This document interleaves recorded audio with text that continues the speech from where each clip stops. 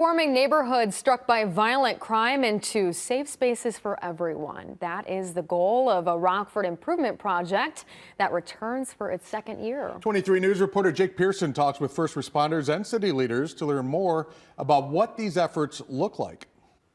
What you put in is what you will get back. That's the philosophy of one Rockford city-led project that hopes the effort it pours into some of its neighborhoods returns tenfold with renewed promise and improvement. Recent numbers from the U.S. Census Bureau paint a sobering picture. About 22% of the Rockford population lives in poverty, creating poor living conditions, unemployment, and unsafe neighborhoods. But city leaders hope to change that. Everybody comes together, like you say, the kids is planning, officers and stuff like that. So this is good for the community and the kids. As part of the Neighborhood Improvement Initiative project, city leaders, first responders, and charity organizations spent Thursday afternoon in the area near Washington Elementary School fixing some of these issues.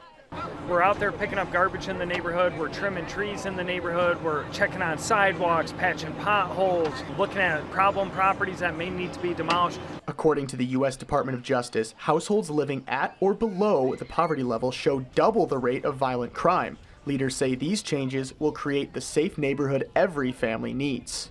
I think when you live here most of your life, you don't see the great things that are around. Giving somebody a smile, helping open a door, asking your neighbor next door, do they need something? And if you make an effort, it'll come back to you. In fact, McNamara says the initiative, which returns for its second year, is starting to pay off.